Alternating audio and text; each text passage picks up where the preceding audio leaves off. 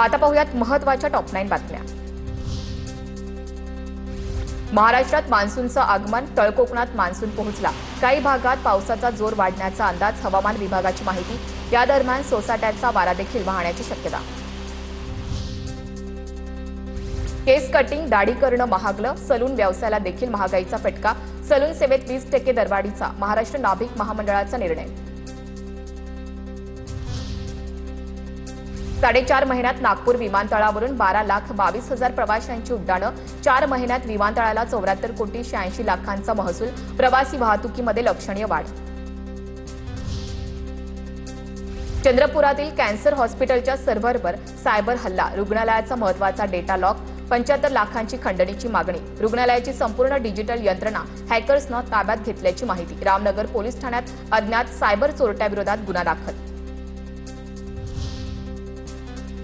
शासकीय जमीन हस्तांतर आणि पुनर्विकासाचे अधिकार आता जिल्हाधिकाऱ्यांकडे असणार। महसूल मंत्री बावनकुळे यांचा निर्णय। प्रक्रिया जलद होऊन सर्वसामान्य नागरिकांचा पैसा आणि वेळ वाचणार।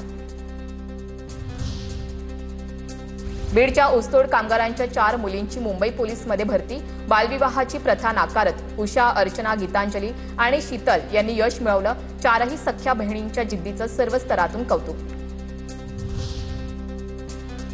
मध्य प्रदेशातील भाविकाकडून परळीच्या वैद्यनाथाला 200 किलो वजनाचं भव्य त्रिशूल अर्पण। चौरागड पंच यांचा 12 ज्योतिर्लिंगांच्या ठिकाणी त्रिशूल देण्याचा संकल्प। धाराशिवच्या परंड्यात एफडीएची धडक कारवाई। गोपनीय माहितीच्या आधारे 3 गोदामांवर एकाच वेळी छापे। 1 कोटी 2 लाखांचा अवैध गुटखा जप्त। आरोपींविरुद्ध गुन्हा दाखल। वाशिममध्ये नकली नोटा चलनात आणण्याचा प्रयत्न, आरोपीला अटक। 10 लाख रुपयांच्या नकली नोटा जप्त। आरोपीचे 2 साथीदार टोलनाक्यावरून फरार झाल्याची माहिती। हवामान बदलाचा फटका बसतोय, या संदर्भातल्या टॉप 9 बातम्या पाहूयात। जळगावच्या मुक्ताईनगरमधील कुऱ्हा काकवडा परिसरामध्ये विजेच्या कडकडाटासह पावसाची हजेरी। 2 महिन्यांपासून उष्णतेनं हैराण नागरिकांना दिलासा। वाशिम जिल्ह्यातील मानोरा शहरामध्ये दुपारच्या सुमारास मान्सूनपूर्व पावसानं हजेरी लावली। गेल्या काही दिवसांपासून वाढलेल्या उकाड्यामुळे नागरिक त्रस्त झाले होते। बारामतीत वादळी वाऱ्यानं केळी बागेचं मोठं नुकसान। बारामती तालुक्यातील कारहाटीतील केळी बागेचं मोठं नुकसान झालं। उपमुख्यमंत्री सुनेत्रा पवार यांच्याकडून नुकसानग्रस्त भागाची पाहणी। जून महिन्यातील 1 आठवडा उलटला तरीही गडचिरोलीकरांना उन्हाचा कडाका सहन करावा लागतोय। गडचिरोलीमध्ये 42 अंश सेल्सिअस तापमानाची नोंद झाली। महत्त्वाचं काम असेल तरच घराबाहेर पडण्याचे नागरिकांना आवाहन।